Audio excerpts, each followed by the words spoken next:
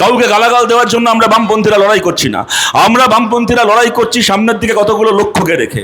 কলতান আমাদের এখান থেকে প্রার্থী, দেখবেন মিডিয়াতে বিভিন্ন জায়গাতে এখন বলা হচ্ছে যে বামপন্থীরা শূন্যর গেরো কাটাতে পারবে কিনা, এই কিছু কেন্দ্র বামপন্থীরা জিততে পারবে কিনা। তার মধ্যে অবশ্যই একটা কেন্দ্র পানিহাটি কেন্দ্র, যেটাকে নিয়ে মিডিয়াও জানে যে এখানে একতরফা লড়াই হবে না, বামপন্থীরা এখানে লড়াই করছে, জেতার জন্য লড়াই করছে। কিন্তু আমরা পরিষ্কার এখানে বলছি, আমাদের লক্ষ্য এমন সংখ্যক বামপন্থী বিধায়ক, এমন সংখ্যক বামফ্রন্টের বিধায়ককে যেন আমরা বিধানসভায় পাঠাতে পারি, যাতে সামনের 5 বছর বামপন্থীদেরকে বাদ দিয়ে পশ্চিমবাংলার রাজনীতি চলতে না পারে। আর এই সংখ্যক বিধায়ককে যদি আমাদেরকে পশ্চিমবাংলার বিধানসভায় পাঠাতে হয়, তাহলে তার মধ্যে একজন বিধায়ক হতেই হবে কলতান দাশগুপ্ত, এই পানিহাটির মাটি থেকে। আপনাদের কাছে আমাদের এই আবেদন থাকলো, কলতান যদি বিধানসভায় যায়, কতগুলো কাজ আমরা বিধানসভার ভেতর দাঁড়িয়ে করতে চাই। যদি আমরা সরকার তৈরি করি, বা যদি আমাদেরকে সরকারকে বাইরে থেকে কোনো সমর্থন করতে হয়, কি সংখ্যা দাঁড়াবে আমরা জানি না, আমরা এখানে দাঁড়িয়ে কোনো ভবিষ্যৎবাণী করছি না। বা যদি বিরোধী আসনে আমাদেরকে বসতে হয়, কতগুলো কথা আমরা বিধানসভার ভেতরে গিয়ে বলতে চাই, কতগুলো কাজ আমরা হাতে কলমে করতে চাই। কলতান যে কথাগুলো বলার জন্য বিধানসভায় যাবে, যদি আপনারা আশীর্বাদ করে ওকে বিধানসভায় পাঠান, ওর প্রথম কথা হবে বিধানসভার ভেতর গিয়ে গোটা পশ্চিমবাংলার যত কন্ট্রাকচুয়াল চাকরি আছে, সরকারি, আধা সরকারি, মিউনিসিপ্যালিটি, পঞ্চায়েতে যত কন্ট্রাকচুয়াল চাকরি আছে, সমস্ত কন্ট্রাকচুয়াল চাকরিকে 1 বছরের মধ্যে পার্মানেন্ট করা। পশ্চিমবাংলার যত প্রকল্প শ্রমিক আছেন, স্কুলে প্যারা টিচারের কাজ করছেন, পুলিশে সিভিক ভলান্টিয়ারের কাজ করছেন, আমাদের যে ভাই বোনেরা, অনেকে শিক্ষাবন্ধুর কাজ করছেন, অনেকে আরো বিভিন্ন আশা অঙ্গনবাড়ির কাজ করছেন, মিড ডে মিলের কাজ করছেন, আমাদের যে বোনেরা, যে মায়েরা, প্রত্যেকের অন্ততপক্ষে মাসে 22,000 টাকা মাইনে বামপন্থীরা চালু করবে। যে কাজ আমরা কেরালায় করেছি, সেই কাজ আমরা পশ্চিমবাংলায় করতে চাই। আমাদের প্রথম লড়াই। আমাদের দ্বিতীয় কথা, দেখুন, তৃণমূলের চুরি নিয়ে ঘন্টার পর ঘন্টা বলে যাওয়া যায়। আমি আগেই বললাম, এখানকার এমএলএ ওর ভাইয়ের বউকে, ওর নাকি ভাইয়ের ছেলের বউকে, না কাকে একটা, নিজের বৌমাকে, চুরি ছেলের বউকে, ভাইয়ের ছেলের বউকে, ভাইপোর বউকে।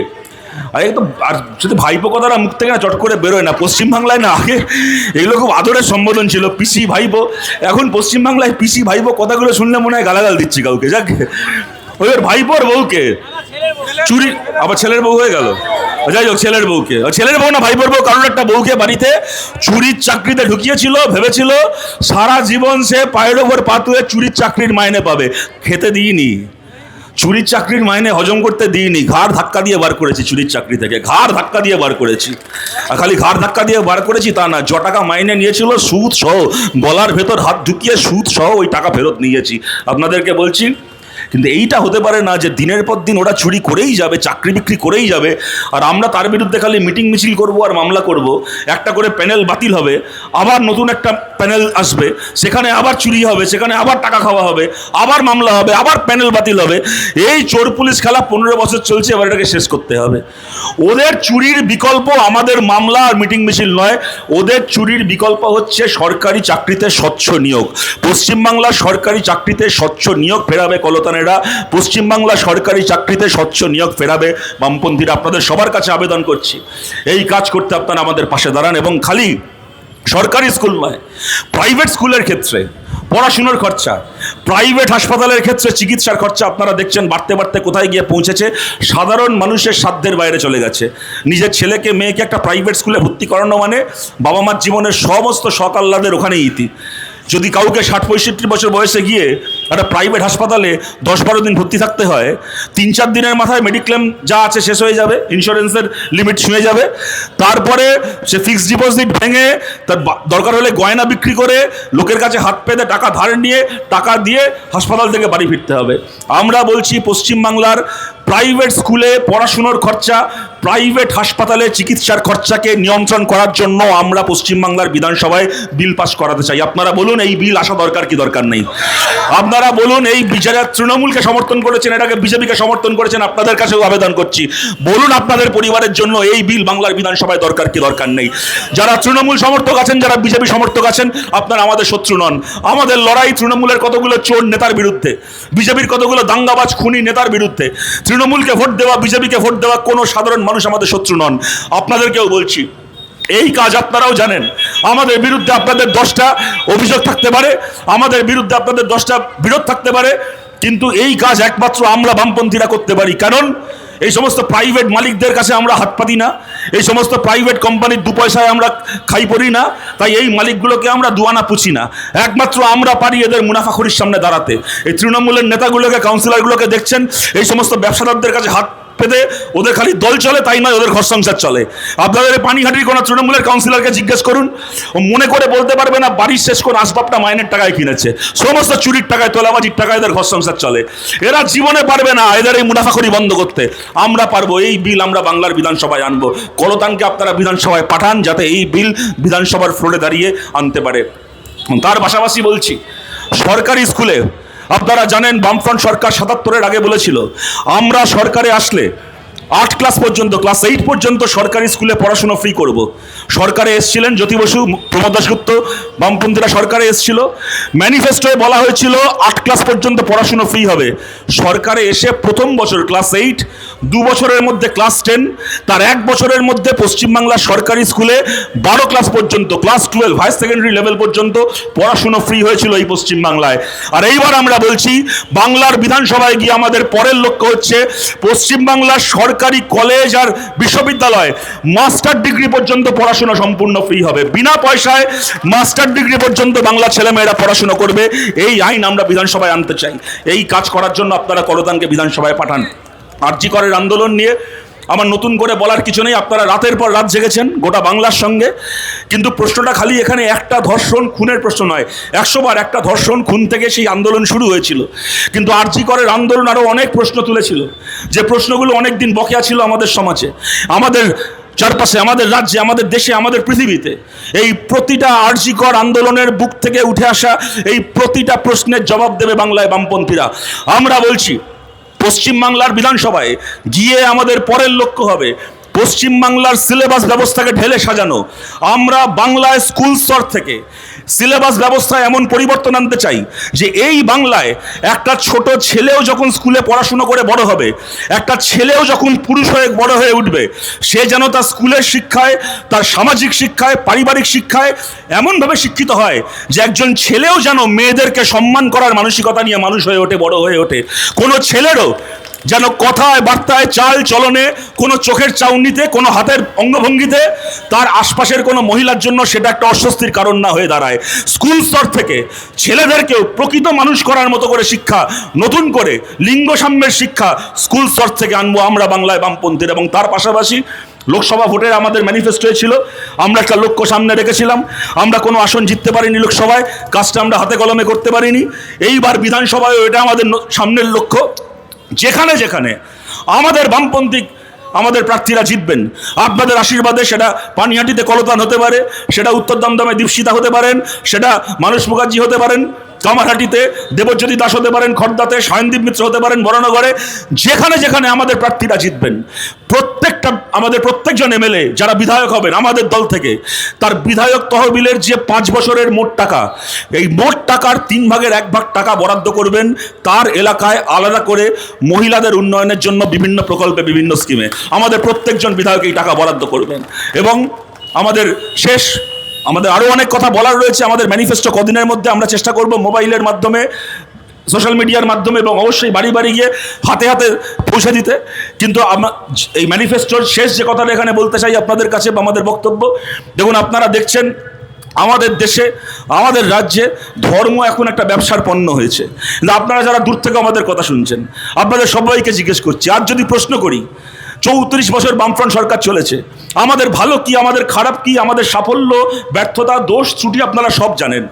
যদি আপনাদেরকে প্রশ্ন করি বামফ্রন্ট সরকার 34 বছরে আমাদের রাজ্যে স্কুল, কলেজ, হাসপাতালের উন্নয়নে কেমন কাজ করেছে, রাস্তাঘাটের উন্নয়নে কেমন কাজ করেছে, কত দেবেন বামফ্রন্টকে? কেউ বলবেন বামফ্রন্টকে 170 দেবো, 80 দেবো, 90 দেবো।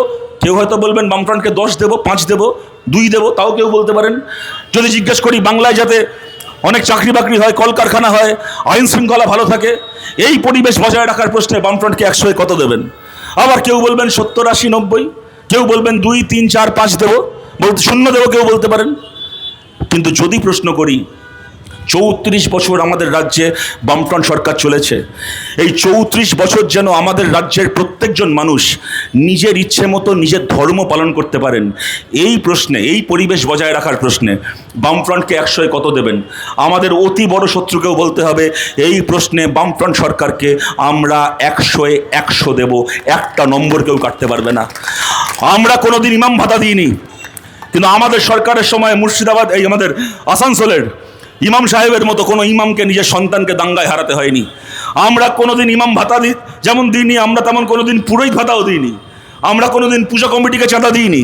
কিন্তু বামফ্রন্ট সরকার থাকতে মুর্শিদাবাদের হরগোবিন্দ দাসের মতো, চন্দন দাসের মতো কোনো হিন্দুকেও কখনো দাঙ্গায় লাশ হয়ে যেতে হয়নি, খুন হতে হয়নি।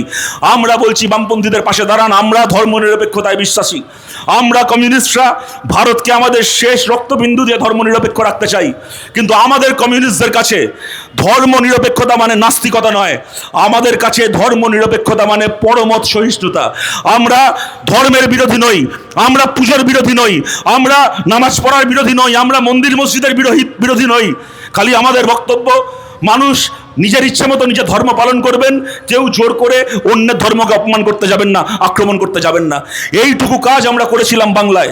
তার জন্য জ্যোতি বসুকে কোনোদিন, বুদ্ধদেব ভট্টাচার্যকে কোনোদিন সকালবেলা ঘুম থেকে উঠে কালীঘাটে পুজো দিয়ে, দুপুরবেলা রেড রোডে গিয়ে মাথায় কাপড় জড়িয়ে নামাজ পড়ে, বিকেলবেলা গঙ্গার ঘাটে গিয়ে ছট পুজোর কলা ভাসিয়ে নাকামি মারতে হয়নি। ধর্ম জায়গায় ছিল, সরকার স্কুল কলেজ হাসপাতাল গড়েছে, বাংলায় শান্তি ছিল, বাংলায় দাঙ্গা ছিল না। আপনাদের সবার কাছে আবেদন করছি, আপনার ধর্মকে এরা বাজারে বিক্রি করার পণ্য বানিয়েছে। এদের হাত থেকে নিজের ধর্মকে রক্ষা করার জন্য বামপন্থীদের পাশে দাঁড়ান, নিজের ধর্মকে রক্ষা করার জন্য কাস্তে হাতুড়ি তারা চিহ্নে পানিহাটিতে আপনারা ভোট দিন। আর দেখুন, আমার কথাকে আমি শেষ করছি, যদি এ কথা বলতে না হতো ভালো হতো, এই প্রসঙ্গে বলতে না হতো, কিন্তু এটা বাস্তবতা, কিছু করার নেই। এই পরিস্থিতি আমরা তৈরি করিনি। এখানে বিজেপির যিনি প্রার্থী আছেন রত্না দেবনাথ, আমরা সবাই জানি তিনি তার সন্তানকে কিভাবে হারিয়েছেন। কোনো মাকে, কোনো বাবাকে যদি নিজের সন্তানকে এইভাবে হারাতে হয়, তার নিজের জীবনের শেষ নিঃশ্বাস পর্যন্ত ওই যন্ত্রণা থেকে, ওই ট্রমা থেকে, ওই অন্ধকার থেকে তারা বেরোতে পারবেন না। এটা স্বাভাবিক কথা। দেখুন, আমরা কোনোদিন আজ অব্দি বিজেপিকে ছেড়ে কথা বলিনি, কিন্তু পশ্চিমবাংলার 294টা আসনের মধ্যে 293টা আসনে গিয়েও যদি বিজেপি প্রার্থীর আমরা বিরোধিতা করি, পানিহাটি এমন একটা আসন যেখানে যিনি বিজেপির প্রার্থী হয়েছেন তার বিরুদ্ধে আমাদের একটা শব্দও বলার নেই, তার বিরুদ্ধে আমাদের একটা কথাও বলার নেই। তিনি আমাদের মায়ের মতো, তার যন্ত্রণা আমরা সবাই জানি, তার বিরুদ্ধে আমাদের একটা কোনো বক্তব্য নেই, কোনো কিচ্ছু নেই। উনি যা ভালো মনে করেছেন, যা ঠিক মনে করেছেন 100 বার ওনার সেটা করার অধিকার ছিল। কি কারণ না কারণ আপনারা সবাই সব জানেন। আমি খালি আপনাদের সবার কাছে একটা প্রশ্ন করছি, আমাদের উত্তর দিতে হবে না, বাড়িতে ফিরে নিজেদেরকে উত্তর দেবেন। আজকে যদি ধরুন অভয়ার খুনের, তিলোত্তমা খুন, যে নামেই তাকে ডাকি, তার খুনের দায়িত্ব ছিল 1.5 বছর ধরে যাদের হাতে, 1.5 বছরের ওপর যে বিজেপির হাতে থাকা সিবিআই তদন্ত করেছে, তারা তদন্ত শেষ করেনি, তারা তদন্ত শেষ করতে চায়নি, তাই তদন্ত শেষ করেনি। আজ যদি তিলোত্তমার মাকে, অভয়ার মাকে, রত্না দেবনাথকে আজকে যদি বলতে হয় যাতে আমার মেয়ের মৃত্যু, তার খুন, তার ধর্ষণের ঠিক করে তদন্ত হয়, তাই আমি সেই দলেই যোগ দিচ্ছি যে দলের গত 1.5 বছর ধরে তার তদন্তটাকে শেষ করার কথা ছিল কিন্তু শেষ করেনি, তাদের দলেই আমি যোগ দিচ্ছি, তাকে যোগ দিতে হয়েছে। তাহলে আপনাদেরকে জিজ্ঞেস করছি, বলুন তো, কামদুনিতে যে মেয়েটা ধর্ষিতা হয়ে খুন হয়েছিল, মধ্যমগ্রামে যে মেয়েটাকে ধর্ষণ করে খুন করে ফেলা হয়েছিল, ধূপগুড়িতে যাকে ধর্ষণ করে রেল লাইনের ধারে ফেলে রাখা হয়েছিল, তাদের সবার কি তৃণমূলে যোগ দেওয়া উচিত ছিল? তাদের পরিবারের, তাদের মৃত্যু, তাদের খুন, তাদের ধর্ষণের তদন্ত তো তৃণমূল পরিচালিত পুলিশের হাতে। কামদুনি বলুন, মধ্যমগ্রাম বলুন, আর কত নাম বলবো পশ্চিমবাংলায়, ধূপগুড়ি বলুন, যেখানে যেখানে বলবেন, ওই কসবা ল কলেজ বলুন, সেখানে মৃত্যু হয়নি কিন্তু গণধর্ষণ হয়েছে, তৃণমূলের লোকেরা করেছে, তৃণমূলের পুলিশের হাতে তদন্তের দায়িত্ব। তাহলে এই সমস্ত পরিবারগুলোর কি ন্যায় পাওয়ার জন্য, বিচার পাওয়ার জন্য, তদন্ত যাতে শেষ হয়, অপরাধীরা যাতে ধরা পড়ে, তার জন্য কি তাদের তৃণমূল কংগ্রেসে যোগ দেওয়া উচিত ছিল? সেক্ষেত্রে যুক্তি তো সেরকমই দাঁড়ায়। তাই আপনাদের কাছে আবেদন করছি, এটা আমাদের প্রশ্ন, তবু আমরা কারোর প্রার্থী হওয়ার বিরোধিতা করছি না। আমি যেরকম বললাম, বিজেপির 293 জন প্রার্থী একদিকে, আর এটা এমন একটা যন্ত্রণার পরিস্থিতি, এখানকার যিনি বিজেপি প্রার্থী তিনি আর 5 জনের মতো সমান নন আমাদের কাছে। আমরা তার পায়ের কাছে আমাদের যাবতীয় আক্রমণের অস্ত্র নামিয়ে রেখে এই প্রশ্ন করছি, আপনারাই এই প্রশ্নের বিচার করুন, আপনারা এই প্রশ্নের মীমাংসা করুন। কিন্তু এইটুকু বলতে পারি, রত্না দেবনাথ আমাদের মাতৃস্থানীয়, আমি যেরকম বললাম। আপনাকে এইটুকু বলতে পারি, আপনার মেয়ে যখন পৃথিবী থেকে চলে গেছিল তখন কলতানের মেয়ে পৃথিবীতে আসছিল, কিন্তু কলতান নিজের মেয়ে যখন পৃথিবীতে আসছে তখন থাকতে পারেনি সেখানে, কারণ আপনার পৃথিবী থেকে যে মেয়েকে চলে যেতে হয়েছিল তার জন্য লড়াই করতে গিয়ে ওকে জেলে বন্দি থাকতে হয়েছিল। এই লড়াই, এবং এখানে খালি একা কলতান নয়, গোটা বাংলার যত মানুষ সেই সময় রাত জেগেছেন, অনেকের চাকরি চলে গেছে, মিছিলে গেছেন বলে ট্রান্সফার হয়ে গেছেন, কর্মক্ষেত্রে নানা রকম হেনস্থার সামনে পড়েছেন, জেল খাটতে হয়েছে। এত মানুষের এত লড়াই, এত আত্মত্যাগ, এত রাত জাগা কখনো মিথ্যে হয়ে যেতে পারে না। আমরা কোনো ভুল করিনি লড়াই করে, আমরা কোনো ভুল করিনি রাত জেগে, আমরা কোনো ভুল করিনি জাস্টিস চেয়ে। আমরা জাস্টিস চাই, আমরা জাস্টিস আদায় করেই ছাড়বো। জাস্টিস খালি আরজি করের জন্য নয়, আরজি কর তো অবশ্যই, আরজি কর থেকে শুরু করে মধ্যমগ্রাম হয়ে উন্নাও থেকে শুরু করে হাতরাস পর্যন্ত গোটা দেশের এই যে ধর্ষণের সংস্কৃতি, ধর্ষণ তৃণমূলের পতাকা নিয়ে হয়ে থাক কি হাতরাসে উন্নামে বিজেপির পতাকা নিয়ে হয়ে থাক, এই ধর্ষণের সংস্কৃতির বিরুদ্ধে আমাদের লড়াই চলছে। বামফ্রন্ট সরকারের সময় ধানতলা বানতলা ধর্ষকরা যেরকম সারা জীবন জেলে থেকেছে, সেরকম আরজি কর থেকে শুরু করে হাতরাস উন্নাওয়ের ধর্ষকরাও যেন সারা জীবন জেলে পচে মরে, তার জন্য কমিউনিস্ট পার্টি লড়ছে, তার জন্য কমিউনিস্ট পার্টি লড়বে। এই লড়াই আপনাদের সবাইকে পাশে চাই। কাস্তে হাতুড়ি তারা চিহ্নে ভোট দিয়ে আপনারা কলতানকে জেতান। আপনাদের ভাইয়ের মতো, আপনাদের বন্ধুর মতো, আপনাদের অনেকের সন্তানের মতো এখানে কলতান জিতলে সামনের 5 বছর কিভাবে এখানে কাজ হবে, এলাকার কোন উন্নয়নের কাজটা আগে করা দরকার, কোন সমস্যাটাকে নিয়ে আগে তার মীমাংসা হওয়া দরকার, এই কাজগুলো আমাদের কোনো পার্টি অফিসে বসে কলতান করবে না। যারা আমাদেরকে ভোট দেবেন তারা তো বটেই, যারা আমাদেরকে ভোট দেবেন না তাদের সঙ্গেও আলোচনা করে তাদেরকে সঙ্গে নিয়ে যাবতীয় কাজ এই পানিহাটিতে কলতান করবে, আমাদের কমরেডরা করবে। আপনারা এই সুযোগ আমাদেরকে দিন। আপনাদের সবার কাছেই আবেদন রেখে আপনাদের সবাইকে ধন্যবাদ জানিয়ে আমার কথা শেষ করছি। ভালো থাকবেন সবাই, নমস্কার।